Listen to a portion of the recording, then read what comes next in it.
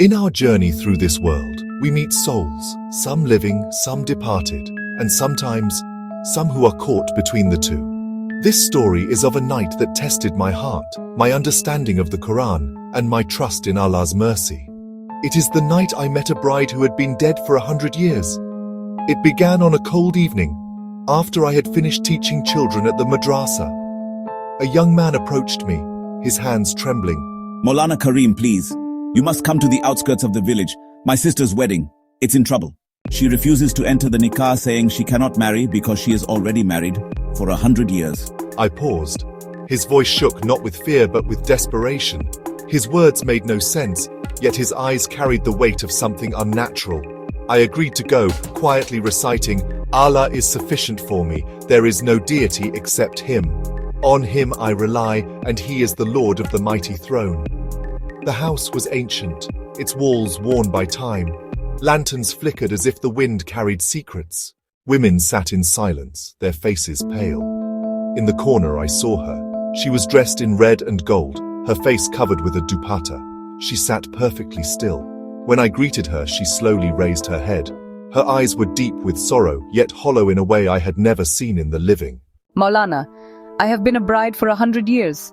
My husband is waiting for me, in the grave. It was my wedding night, 100 years ago. My husband-to-be was a righteous man. But before the nikah could be completed, an enemy of our family poisoned the water we drank.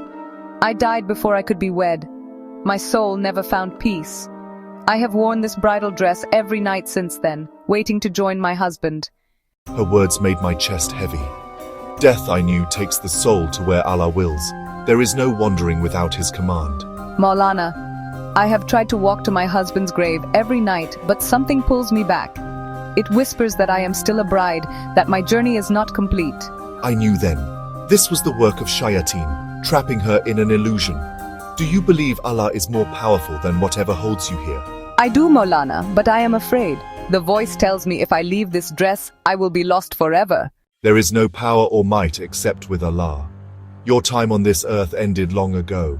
The one you love is in the care of the most merciful. And if Allah wills, you will be reunited in the hereafter. I cannot. The voice is here now, Maulana. It is angry you have come. At that moment, the air grew heavy. A shadow appeared in the corner of the room, its shape twisting like smoke. I felt a deep chill, but I knew fear is the weapon of the devil. Leave her, for her soul belongs to Allah alone. She is mine, her longing is my prison for her. You have no claim over the believer, depart. The room shook slightly, and the bride began to sob. I told her to stand. Slowly, as though fighting an invisible chain, she rose. I guided her to remove her bridal veil. When she did, the shadow screamed, as though the act had broken its hold. The lanterns brightened, the air grew lighter.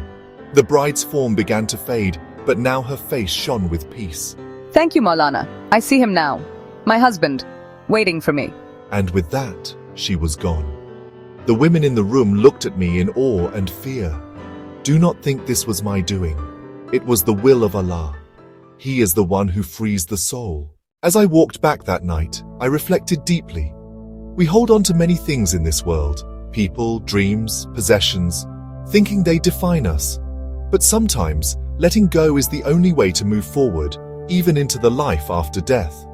For the believer, there is no true loss in letting go, because whatever is meant for us will be returned in the hereafter, purified and eternal. The bride waited 100 years to meet her husband again, but in reality, the wait was only as long as Allah decreed.